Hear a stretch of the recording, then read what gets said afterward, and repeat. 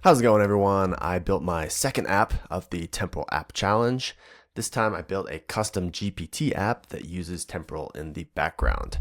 So what did I build? I built a GPT custom one that is called Memory-GPT. Basically, it is a way that you can store notes, to-dos, quotes, whatever you want to store. That's like an extension of your brain, that things that you want to remember. You can use Memory-GPT to store those and retrieve them as needed. So I want to do a quick demo of the actual app I built, and then I'll go through how I use Temporal and the tech stack and how it all works.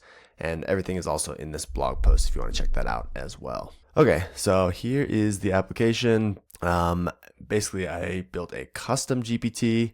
You'll notice this interface is the same as ChatGPT, but you can build like a custom one on top of it, and I'm connecting it to my REST API that I have.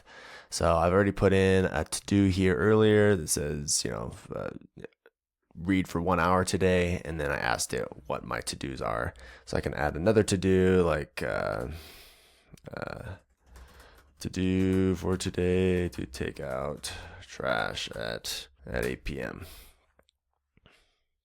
Okay, and it'll ask if I want to connect to my connector, and I'll go through the tech stack, but basically I have a local server running, and it's exposed to the public internet through NG-Rock, and it asks if I want to confirm to talk to that site. I say confirm.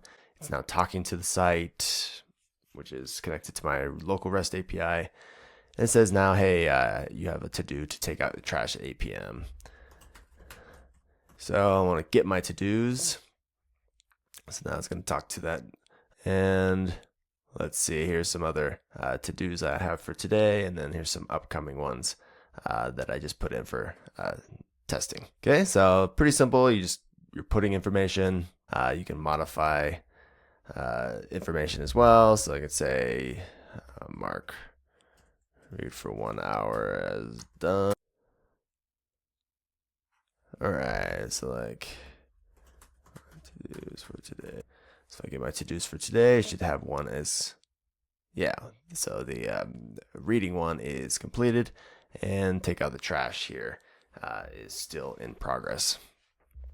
Okay, so super excited. This was an app that I built, and I was pleasantly surprised and kind of really dumbfounded how easy it was to create one of these and have it adapt to my API.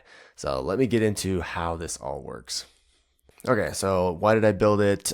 Basically, I wanted to see if it was possible. I thought it'd be a unique application that I can just dump information to, and I can chat with the chat bot and ensure that I have all my information there, and get information and kind of manage it that way instead of writing it down in some UI.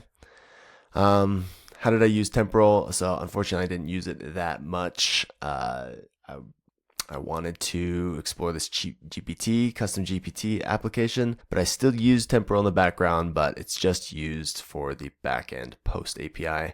So I'm using it pretty much the same as I did in the webhook consumer app, and you can check out my blog and my video on that as well. So not too much Temporal learning, but ChatGPT, the custom GPT app, was the big thing that I learned.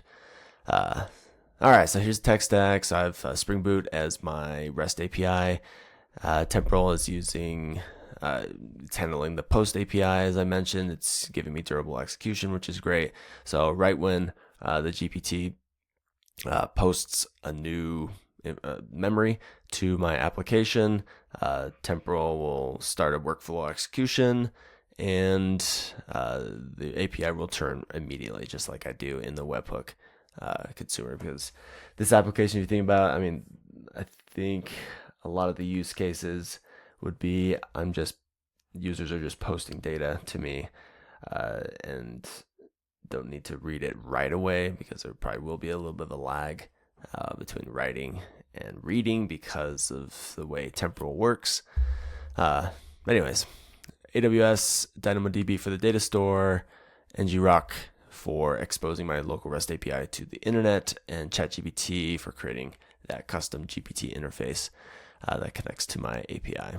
Okay, and you can go ahead and read this. I'm not going to go through each step here. So based on exposing my API locally, connected GPT to it, used an Open API spec, and then I had to paste in my Open API, and that was about it. Then I just fixed a few errors on my Open API, tested it out, and I was able to interact with my API very quickly. So ChatGPT, the platform, very smart at parsing the Open API and being able to take input from me right away and know how to interact with my API.